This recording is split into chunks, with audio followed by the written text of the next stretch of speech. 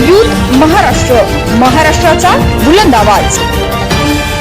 ताज्या बातम्या, मनोरंजन आणि व्हायरल बातम्यांसाठी यूथ महाराष्ट्र न्यूज चॅनल आजच सबस्क्राइब करा।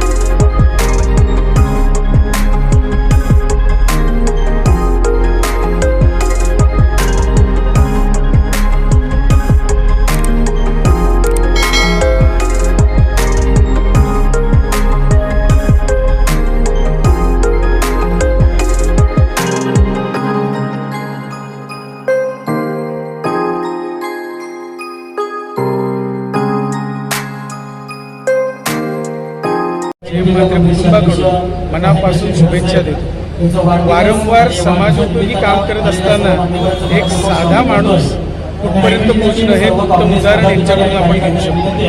आणि महेंद्रजींबद्दल सांगायचं तर ते इंटरव्ह्यूचं राष्ट्रीय लेवलला ते काम पाहत आहेत। अनेकांना जॉब देणं, अनेकांना नोकऱ्या देऊन त्यांच्यावर संस्कार घडवणं हे देखील त्यांनी या आपल्या पनवेल उरणमध्ये फार मोठ्या प्रमाणावर केलेलं आहे। आणि खरोखर अशा या नेत्याला मी एकविरा आईचरणी, आमच्या शांतादेवी चरणी आणि परमेश्वराचरणी प्रार्थना करेन की उदंड आयुष्य त्यांना लाभू दे, कारण समाजाची सेवा त्यांच्या चांगली घडू दे अशी देखील मी प्रार्थना करेन। आणि पुन्हा एकदा माझ्या मनापासून महेंद्रजी नक्कीच 4 तारखेला तुम्हाला कळेल ज्या पद्धतीनं काम झालं आणि ज्या पद्धतीनं नागरिकांचा आक्रोश बघितला तर नक्कीच मला वाटतं पनवेल म्हणजे रायगड आणि मावळमध्ये बदल झाल्याशिवाय। दादा वडील सन्माननीय जयंत मात्रे साहेब यांना मी मनापासून वाढदिवसाच्या शुभेच्छा देतो। माझी रिक्वेस्ट तुम्हाला पत्रकार मंडळींना की त्यांना हा व्हिडिओ दाखवू नका, कारण आजपर्यंत त्यांनी कधीच वाढदिवस स्वतःचा साजरा केला नाही।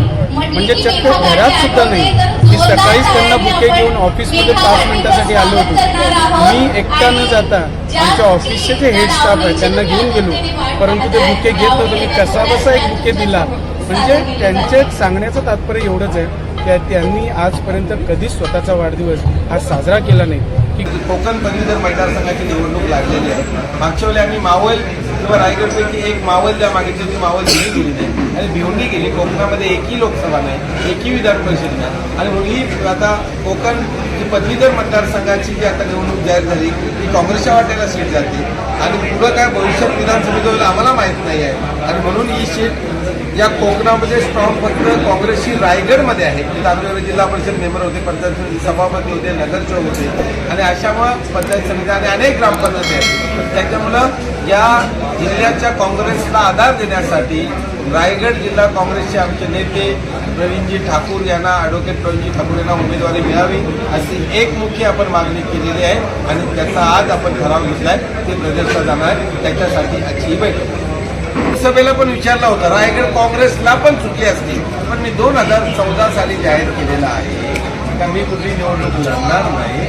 मी त्याच्यामध्ये किंगमेकरच्या भूमिकेमध्ये आहे का रायगडमध्ये आमदार 1-2 आणायचे आहेत, स्वतंत्र परिषदमध्ये उदाहरण हा मतदारसंघात त्यांना निवडून आहेत, ही ताकद ठेवून चालू। मी काय या वाढदिवस वगैरे निवडणुकीसाठी करतो असं नाही, लोकांची सेवा करण्याची ताकद देवाने दिली। तसं आता चंद्रकांत पाटील बोलले खैराबाद चांगला जास्त पैसे वाढले पाहिजे, ताकद वाढली पाहिजे। जनतेच्या सेवेसाठी ताकद, पैसा जो देवाचा आहे, बापाचा आहे, त्याच्या आपल्या बापाचा नाही। आपण रिकामं खाली आता आहे, खाली जे काय देईल ते जनतेसाठी आहे। मी कुठली निवड निवडणूक लढणार नाही याच्यावर पक्का ठाम आहे. 2014 साली जाहीर केलंय. माझा लोकसभेची सीट सप्टेंबरमध्ये विचारणा झाली होती. भाऊ पाटील आले होते, मग तुम्ही उभे राहा. मिळाले सीट वगैरे ना कशा मिळाली असती. आणि ती काँग्रेसमधून पण काँग्रेसच्या हातावर सुद्धा मी ती सीट आम्हाला सुटली असती. मी ताकद होती, पण मी स्वतः जातो विधानसभा आणि ते बीजेपीचे सगळे मेजॉरिटी कार्यकर्ते येऊन भेटले तर तुम्हीच लढला पाहिजे बाई पडायचं असेल तर. पण मी सांगितलं बा मी लढणार नाही जाहीर केलंय.